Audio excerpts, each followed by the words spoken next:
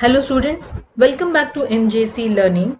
Today we are going to study chapter number 15 of chemistry, that is polymer. Here is the part 8. So let's begin. Students, these are the few topics that we have already discussed in the previous 7 videos. So let us continue with some important polymers. Here is the next category, that is phenol formaldehyde and related polymers. What is this phenol formaldehyde polymers? It's very simple. The polymer which is prepared by using phenol and formaldehyde are known as phenol formaldehyde polymers. Let us learn the first example of phenol formaldehyde polymer, that is bakelite.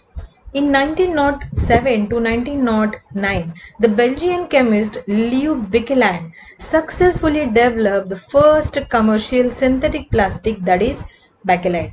So let us understand the preparation of bakelite. Bakelite is a thermosetting polymer. Students, what is this thermosetting polymer? Thermosetting polymers which do not soft or melt on repeated heating, and they become more harder and more infusible due to the heat. This is because of cross linkage in it. So this bakelite is thermosetting polymer obtained from reaction of phenol and formaldehyde in presence of acid or base catalyst. Bakelite is a condensation polymer because during formation of bakelite, two or more monomeric units combine together with loss of some small molecules.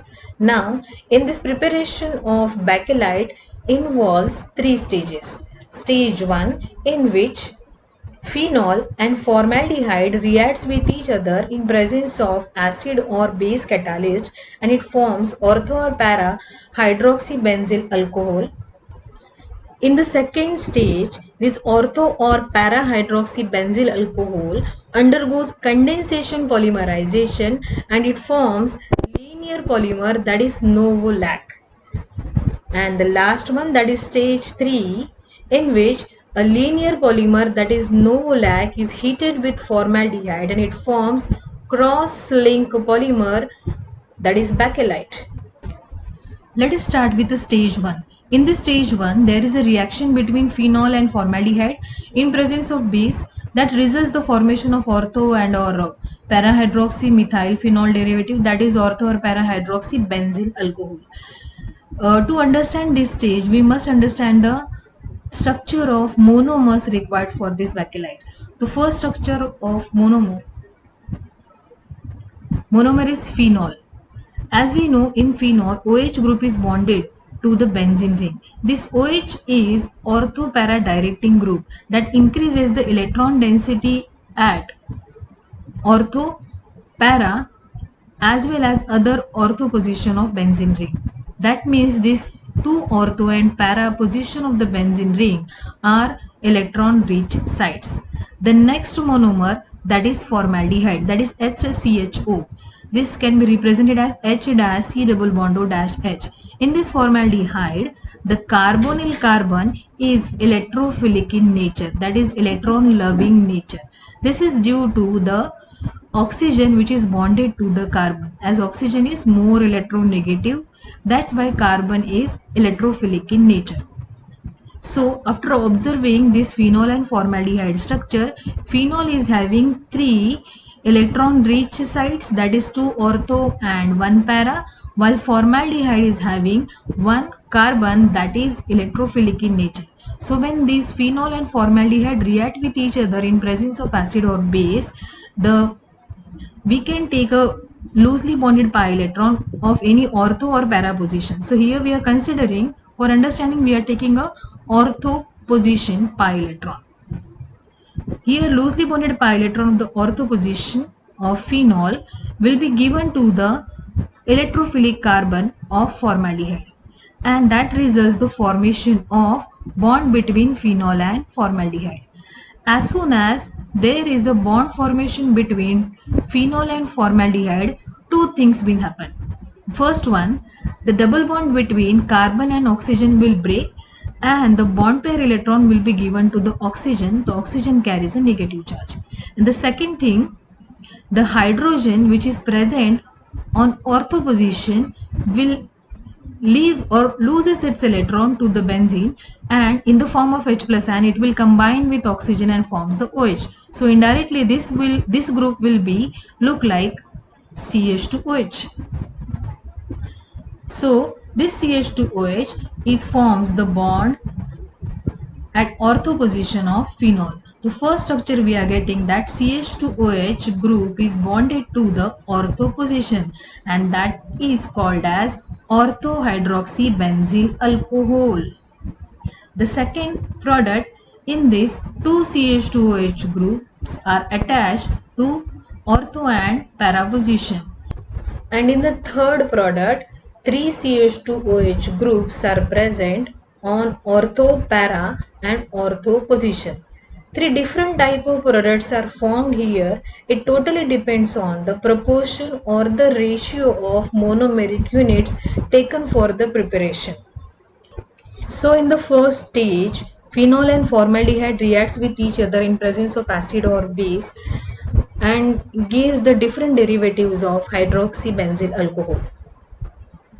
Now let us understand or discuss the stage 2.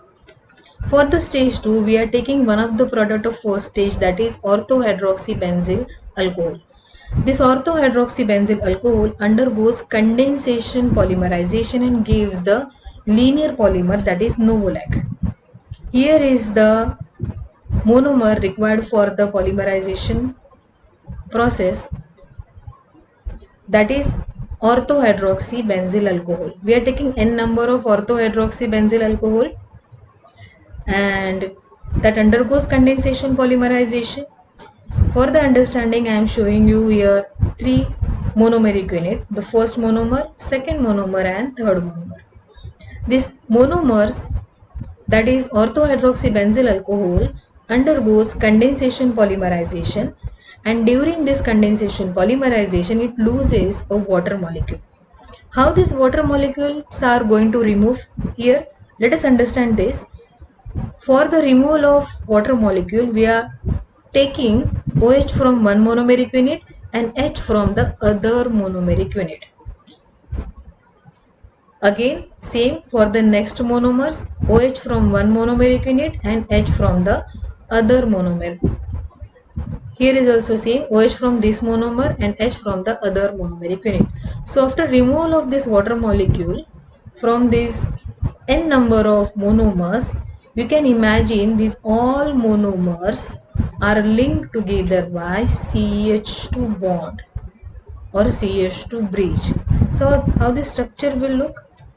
So n number of orthohydroxybenzyl alcohol on condensation, it gives the linear, that means straight chain polymer of Novolec, in which monomeric units are linked together by CH2 bond, and zigzag line on the two sides of this Novolec represents the continuous chain of polymer. Now let us understand the third stage of bakelite. For in this third stage, we can prepare a bakelite by using two methods. Either we can take n number of Novolec, which can be heated with excess of formaldehyde, that gives us bakelite, or we can take ortho or para-hydroxy benzyl alcohol that undergoes cross polymerization and gives the bakelite. Now let us understand this preparation of bakelite from Novolec. Here we are taking n number of Novolec. The structure of Novolec is this, which on heating with excess of formaldehyde gives a cross-link polymer, that is bakelite. Let us understand how this bakelite structure is going to be formed. For the understanding, we are taking a Novolec polymeric chain as it is over here. So what is this is the polymeric chain of Novolec only.